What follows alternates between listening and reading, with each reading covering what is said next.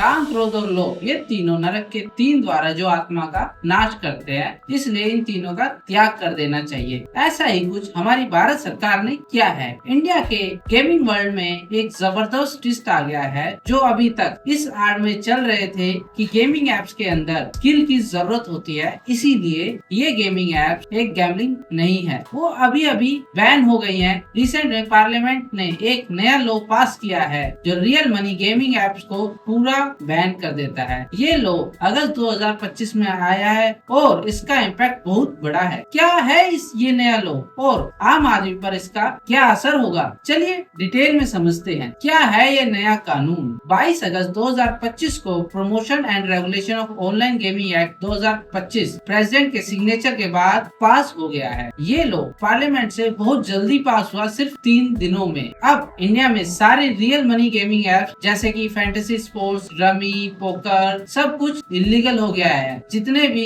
Apps पे पैसे डाल के जीत सकते थे, उन पे लग गया है टोटल बैन। किसको सबसे बड़ा इम्पैक्ट पड़ेगा इसका? जैसे कि ड्रीम 11, MPL, पोकरबाजी, जुबी जैसे बड़े बड़े प्लेयर्स ने अपने रियल मनी ऑपरेशन बंद कर दिए हैं। अब सिर्फ इनकी एप्स पर फ्री गेम्स ही अवेलेबल है। इस लॉ से लगभग 2 लाख लोग अपनी नौकरी खो देंगे, चाहे वो डेवलपर्स हो, कस्टमर सपोर्ट टीम हो, मार्केट ऑपरेशंस वाले हो या प्रोफेशनल गेमर्स हो।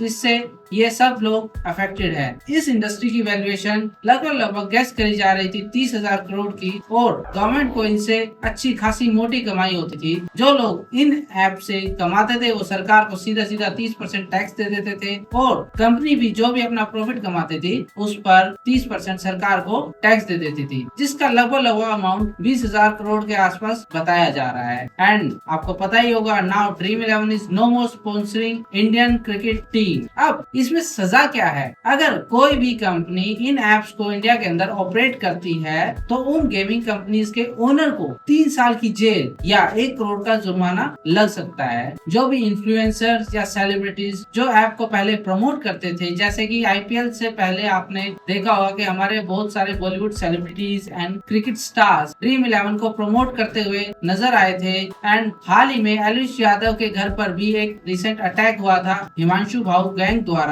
एक सोशल मीडिया पोस्ट पर उन्होंने बताया था कि ये अटैक एक वार्निंग है एलविश यादव को। क्यों? क्योंकि उनका कहना था कि एलविश यादव एक इलीगल बैटिंग ऐप्स के प्लेटफॉर्म को प्रमोट करते हैं, जिसने काफी घरों को बर्बाद भी किया है। लेकिन इस कानून के आने के बाद अगर ये इन ऐप्स को प्रमोट करेंगे तो उन्हें 2 साल की जेल और 50 लाख तक का जुर्माना भी देना पड़ सकता है। और इसके अलावा बैंक या जो पेमेंट पार्टनर्स है जो इन ट्रांजैक्शंस को सपोर्ट करेंगे, उन पर भी सख्त एक्शन लेगी सरकार और उनको फाइन भी देना पड़ेगा। सरकार ने बैन क्यों लगाया है? गवर्नमेंट कहती है ये ban national security, public welfare and addiction prevention के लिए लगाया है। उनके पास ऐसे काफी सारे एविडेंस है जिसमें मनी लॉन्ड्रिंग, टेरर फंडिंग और टैक्स चोरी के केसेस भी शामिल है। न्यूज रिपोर्ट्स के अकॉर्डिंग कई फैमिलीज फाइनेंशियल क्राइसिस फेस कर चुकी हैं और गेमिंग एडिक्शन से मेंटल हेल्थ इश्यूज और सुसाइड तक के केसेस भी पीछे 5 दिनों में सामने आए हैं। सरकार के अकॉर्डिंग इन गेमिंग एप्स पर मैनिपुलेटिव और एडिक्टिव एल्गोरिदम चल रहे हैं जो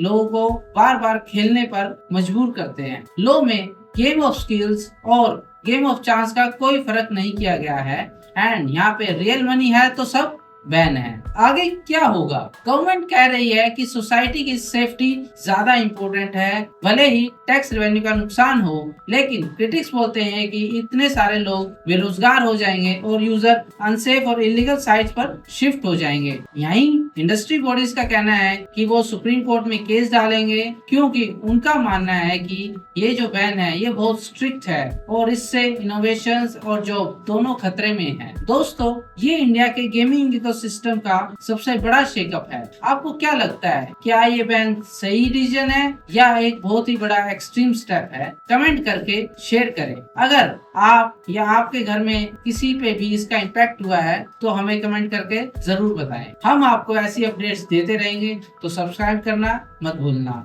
बिस्मिल्लाह।